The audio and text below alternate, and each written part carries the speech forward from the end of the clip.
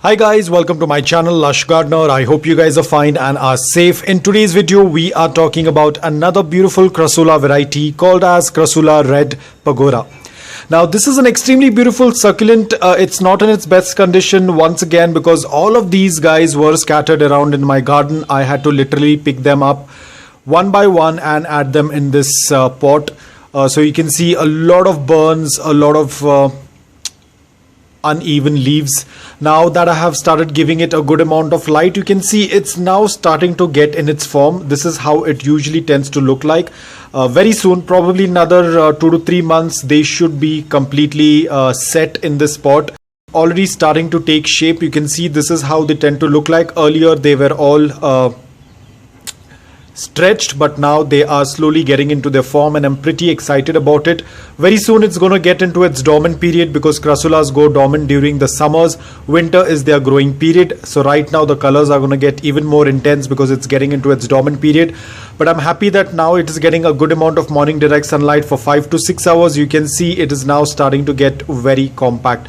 Now the name says it's red pagoda, but it tends to look more on the purple side. That's what I feel, but probably they tend to look more red when they tend to get a good amount of light.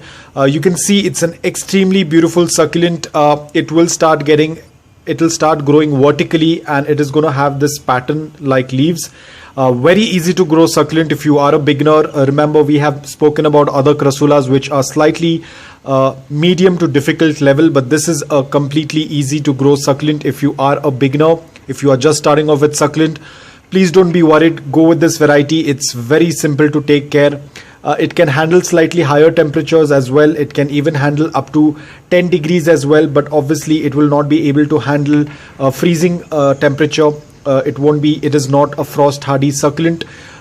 This belongs to the region of South Africa. I'm not very sure exactly which part of South Africa, but they are native to South Africa. Extremely beautiful succulents. You need to have a very loose and porous soil. Do not overwater them. Ensure that the soil is well draining and the soil should dry out before you water it again. So I would say let the soil dry out completely and then go ahead and do a complete watering. Now over here I'll show you the picture. First I'm going to show you the picture of how this succulent tend to look like. So this is the succulent that I found lying around in my garden. So while shifting, all the succulents were misplaced and then I had to collect a lot of the succulents. So this is how the succulent looked like when I found it, and then I repotted the succulent and this is how it looks right now. You can see it's absolutely beautiful. It is recovering a lot of damage on the lower leaves, but the new leaves are coming out much fresh. And the best part what I like about the succulent is it is putting out a lot of new pups. As you can see, a lot of new pups. It is recovering. I have been taking good care of it, so it is doing absolutely fantastic.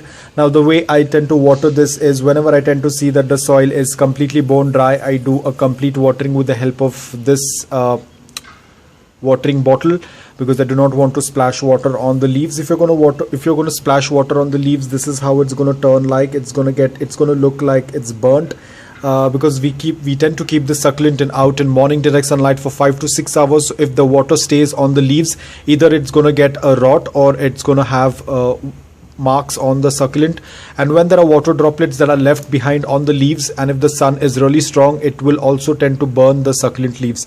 So with the help of this bottle, because it has a long nozzle, it reaches directly into the soil and you can very safely water your succulents without dropping any water on the succulent leaves. As you can see, now I'm not going to water it completely because it's going to wet the table, but this is how you do a complete watering until the water starts passing through the drain hole. Pretty simple succulent. Now this succulent is going to revive. I'm pretty happy. Probably it will take another 2 to 3 months for it to completely get into its form. This succulent can also be kept in indirect bright light, but the colors won't be very intense. You can grow it in indirect bright light as well as you can even grow it under grow lights. Ensure that your grow light is of a good quality, then it is going to do excellent. The leaves are going to be very compact. If it doesn't receive a lot of light, the succulent will start to stretch. As you can see over here, it was stretching. That is why it did not have a lot of compact leaves. But now that it has started receiving a good amount of light, you can see the leaves are more compact. There is no space in between the leaves. That indicates that the succulent is extremely happy with the light that it's getting. Mealybugs are not much of an issue, but yes, it does get affected with scale insects. I already have made a video on how to get rid of scale insects. I'll put the link in the description below. You can check it out. Apart from that, it's a fairly easy to grow succulent. Ensure that the soil is loose, porous and well draining. Water only when the soil is completely bone dry. As you can see over here, I said I'm not going to water it completely, but I think I already watered it and the water has started to pass through the drain holes, which means that it has been completely watered. Talking about light, give it a good amount of light for 5 to 6 hours. Morning direct sunlight is preferred. So you can keep it in afternoon.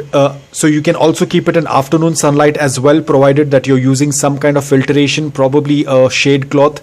Do not keep it directly under afternoon sunlight, otherwise the leaves will get burnt. But yes, over the period of time when it gets completely acclimated, let's say that you have the succulent for over 3 to 4 years, then you can slowly acclimate and put it out in afternoon direct sunlight as well, provided that the temperatures don't rise above 40 degrees Celsius.